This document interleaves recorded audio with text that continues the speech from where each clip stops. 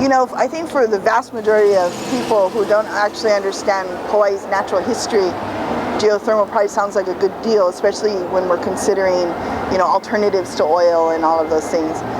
But one of the big problems with geothermal is that we live in an active volcano. You know, the geothermal, for example, in the other places around the world, they collect steam, and it's not so, but their geological activity is not as great as ours, and there's still many problems with that. And so, in general, although we want to look for alternative energies, we have actually wind, solar, wave, and all these other things to look at first. I don't think geothermal should be the first, and actually, the geothermal experiment hasn't been a very successful one either. But, you know, I think people, maybe they say, well, you know, it's just a cultural thing, but shouldn't the culture want to support sustainability or alternative forms of energy? And the answer is yes, but the problem is with any of this stuff is that we have lots of alternatives. It's just we always seem to get routed because this is what the establishment wants. But the thing is if we're going to do sustainable, real, you know, efforts to think about things, we really need to think about it. And why not change if it has severe cultural impacts? You know? And part of it is also the ahu pua'a. If we want local sources of energy, we shouldn't be relying on one part of the Big Island to power the state. Exactly. I mean, Big Island people have felt kind of slighted because of that. It's like, well, why are we having to do this desecration when every other island needs to be thinking about themselves? I mean, you know, people in Ka'u don't come to Hilo and say, Hilo, what you doing? You know, we want all of your reasons. They would never do that, you know, and Hilo wouldn't do that to Ka'u either. So and what we've heard is that the proposed cable from Oahu to Lanai and Molokai, and then to Maui, is slated to go to the Big Island, so that we can once again talk about taking geothermal from the Big Island and shipping it to Oahu. Right. But, you know, the Natural Energy Lab, you know, began long before even geothermal came in. In fact, geothermal kind of detracted from the wave energy and also the thermal gradation change that creates energy also that can run a turbine. And I don't understand why we need to look at those things. And so you wouldn't be opposed to ocean thermal energy conversion? No, I don't think so. I mean, as long as it's not hurting the environment or damaging some kind of cultural resources or being offensive, and I don't think it would be. It's my organization, which is Mauna Kea Anaina Hou, and Sierra Club, Royal Order of Kamehameha, and individual practitioners such as... And the Royal Order, not the company. But right, not the corporation, the real Royal Order, created in 1865. Okay. Yes, and individual practitioners including Uncle Ku, Ching, and Hanalei Fergustrom. So we've been fighting for about 15 years. We've won the state and federal cases. This last case recently got dismissed. We're, you know, disappointed, but we're still moving on. Well, you expected no different, I believe. You kind of already knew what you were up against, yes, right? Yes. But, you know, our issues are still threefold, the same that we've had for decades already. No further development. The international observatories need to pay fair market lease rent, and the community needs to manage the mountain. Mauna Kea belongs to the people. They need what I understand, they need to clean up their act as far as what they're using as the chemicals to be cleaning the telescopes and other things. They've been using like mercury.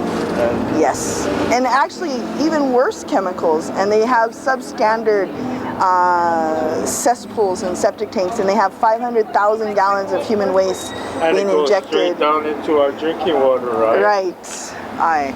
So, but you know what we're asking the people to do is it's time, you know, we do the court and maikai, you know, that is where law is decided.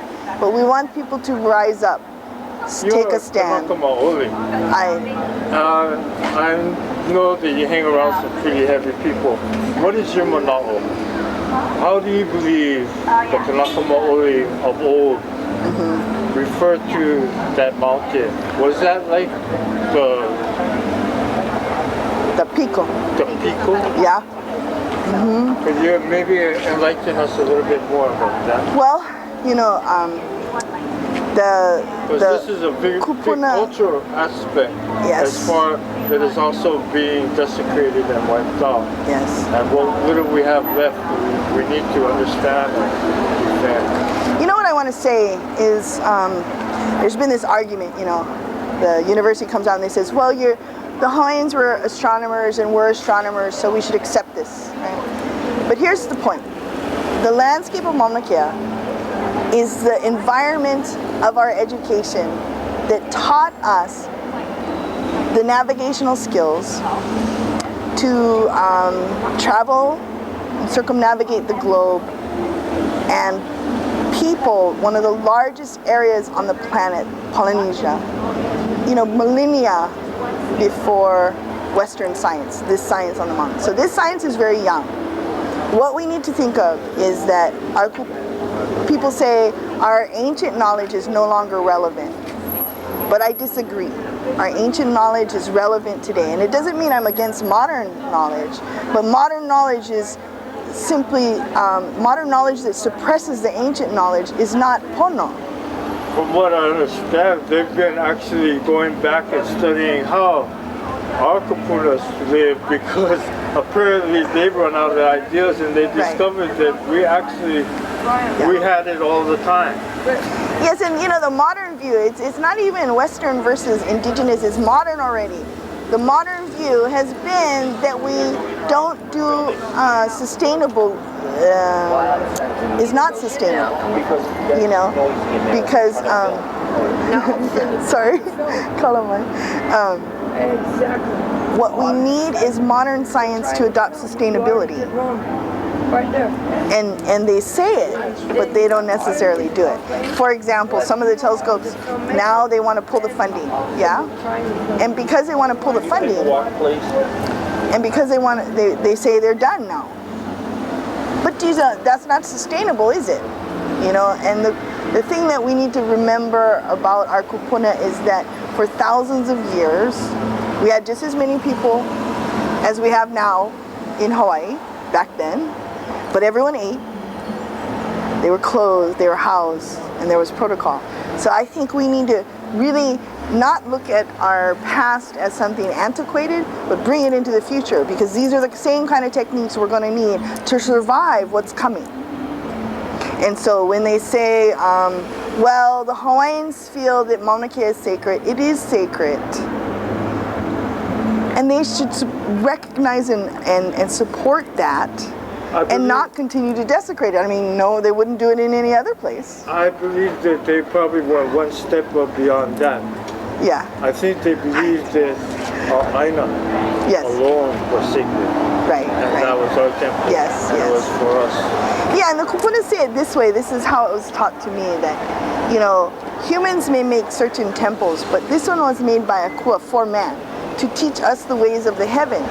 So it is a kua's will that has to be done, na kua na makua, not our will. So that's who they're really fighting. We're the least of their worries. But I think it's pono for us to stand up and say, look, desecration is a serious thing for us, and it's the right thing to do. We've shared the mountain for 30 some odd years, right? So it's time for them to consider what they want to do in the future. You know, we've explained it. And to stop trying to make things ancient, antiquated, and unuseful. They're useful today. You know, Papa Mau could sail us somewhere. I don't know, the new telescopes, what do we get for that? So. If anybody would like to know more of your mana'o, or is there a place where they can help? Yes, I say give to Kahea, log on to Kahea and get information all the time, kahea.org.